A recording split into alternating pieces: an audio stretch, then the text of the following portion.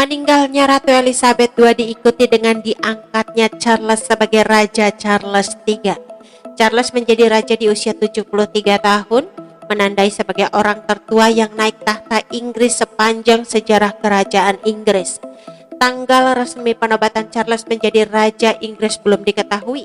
Ratu Elizabeth II meninggal dunia di usia 96 tahun pada Kamis, 8 September 2022. Charles diangkat menjadi Raja Charles III di usia 73 tahun.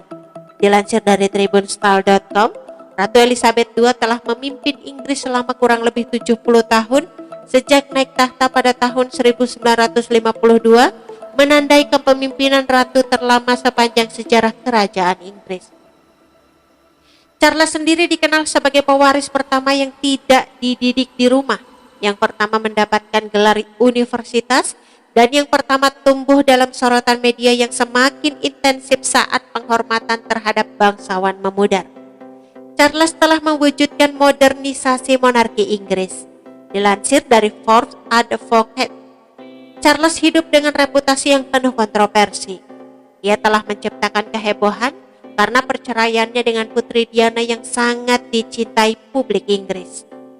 Ia memaksakan aturan yang melarang bangsawan untuk campur tangan dalam urusan publik, mengarungi perdebatan tentang isu-isu seperti perlindungan lingkungan dan pelestarian arsitektur. Akibat banyaknya kontroversi yang ditimbulkan, Charles harus mencari cara untuk menghasilkan dukungan publik dan rasa sayang yang menjadi ciri hubungan Elizabeth dengan publik Inggris, kata Owens. Dengan kata lain, akankah Charles dicintai oleh rakyatnya? Ini adalah pertanyaan yang telah membayangi seluruh hidupnya. Charles, seorang bocah pemalu dengan ayah yang mendominasi, tumbuh menjadi pria yang terkadang canggung dan bersahaja, namun tetap percaya diri dengan pendapatnya sendiri. Tidak seperti ibunya Ratu Elizabeth II yang menolak untuk secara terbuka membahas pandangannya.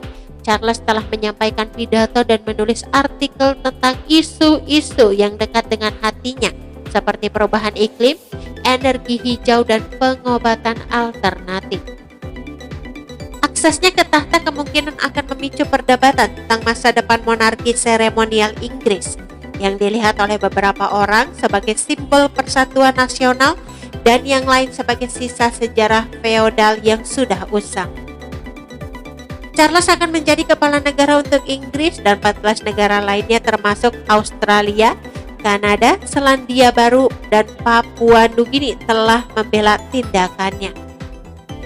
Dalam wawancara yang sama, bagaimanapun Charles mengakui bahwa sebagai raja dia tidak akan dapat berbicara atau ikut campur dalam politik karena peran kedaulatan berbeda dari peran Pangeran Wales.